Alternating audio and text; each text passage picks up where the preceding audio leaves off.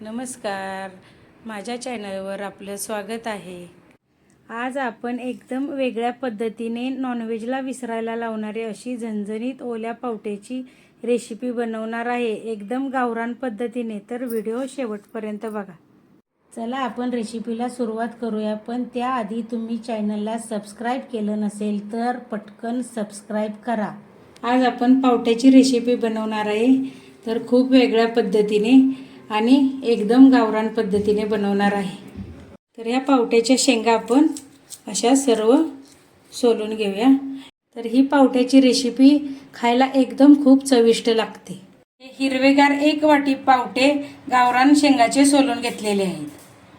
पावटे भाजण्यासाठी आपण आता ह्याच्यामध्ये थोडंसं तेल घालूया।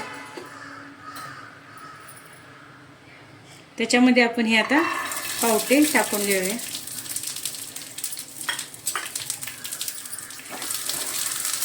पावटे आता आपण तेलामध्ये भाजून घेऊया।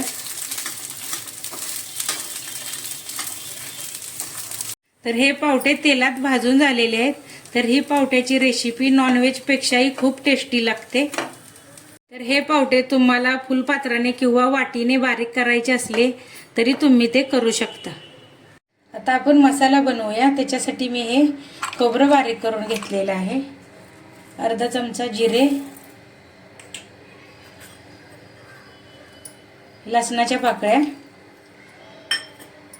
थोडंसं आलं आणि कोथिंबीर हे आपण मिक्सरला बारीक करून घेऊया।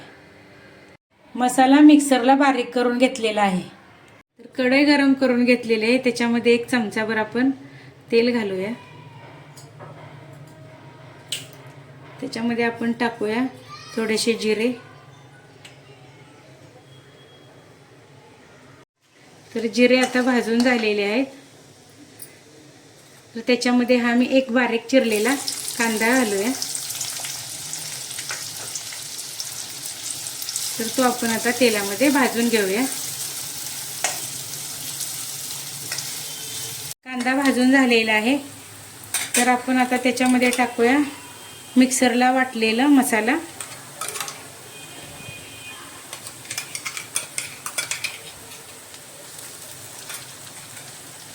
तर हा आपण आता तेलामध्ये मिक्स करून घेऊया भाजून चांगला।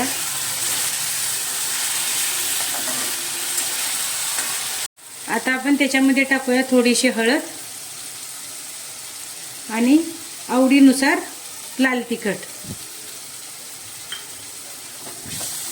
तर मिक्स करून घेऊया।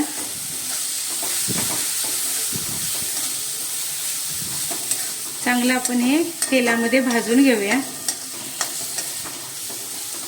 तर मसाला भाजून झालेला आहे।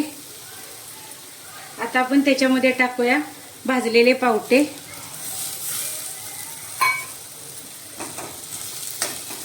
मिक्स करून घेऊया।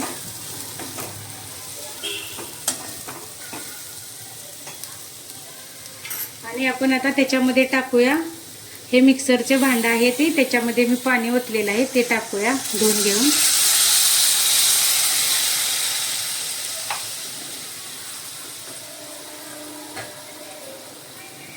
तर आपण त्याच्यामध्ये अजून थोडं पाणी घालूया।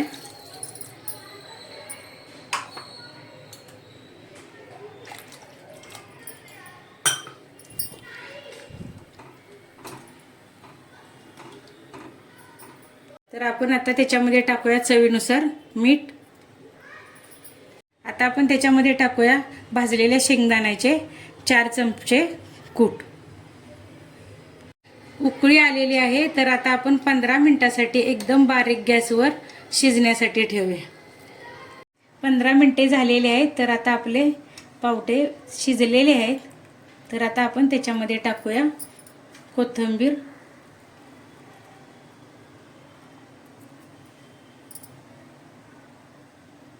आपण आता गॅस बंद करूया आणि आता प्लेटमध्ये आपण काढून घेऊया।